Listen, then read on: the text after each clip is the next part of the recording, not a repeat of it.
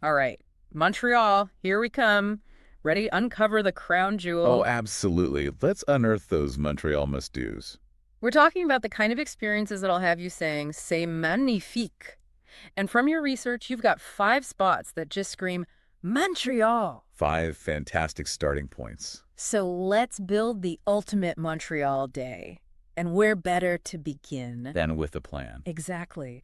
I'm thinking we kick things off with a strong cup of coffee, maybe a little pain au chocolat on the side, and a wander through Old Montreal. Sounds perfectly charming. You've got it flagged for its charming streets and cafes. But I'm guessing it's got to be more than just cafes, right? What makes Old Montreal so special? Oh, you're absolutely spot on. It's way more than just charming cafes. Old Montreal, it's like stepping into a time machine. Hmm. We're talking cobblestone streets that go all the way back to the 1600s.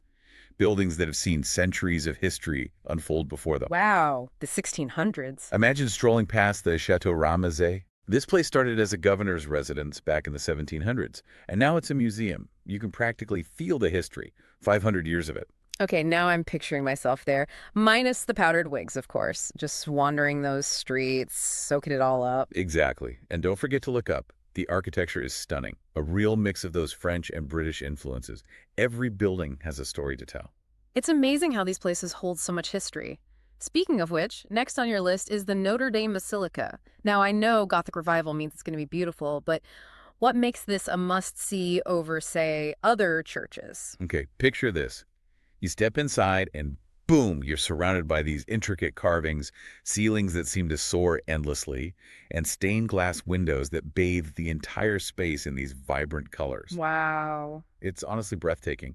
Even if you're not particularly religious, the sheer artistry, the level of detail, it's incredible. You're really painting a picture here. I can almost hear the organ music. It's quite something. All right, after all that history and grandeur, I'm ready for some fresh air. You've marked Mont Royal for the best view in town. Is it really that good? Okay, put it this way.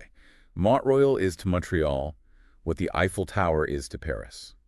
It's the spot, the place where you go for that iconic panoramic view of the entire city. Okay. Hike or drive, doesn't matter.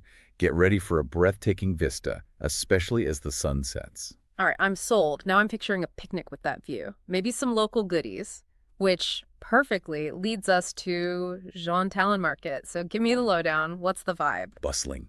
Think bustling stalls overflowing with the freshest produce. You've got artisan cheeses, maple syrup, you can practically smell it, vibrant flowers, the works. Sounds amazing. It's a feast for the senses, really. Local specialties, international flavors, you name it, they've got it. So I'm grabbing my picnic supplies at the market, heading straight to Mont Royal for a sunset picnic with a view. Sounds like the perfect way to end the day. But we've got one more stop, the Montreal Museum of Fine Arts. And it's the perfect nightcap for your day. This museum, it truly has something for everyone. From the classics to contemporary, you could wander through centuries of creative expression all in one place. Wow, what a day we've put together. Now, here's the real question for you listening. If you could choose just one of these experiences for your trip to Montreal, which would it be and why? A tough one. It's a tough choice, but thinking about it will make that visit even more exciting. Thanks for joining this Montreal deep dive. Safe travels. Bon voyage.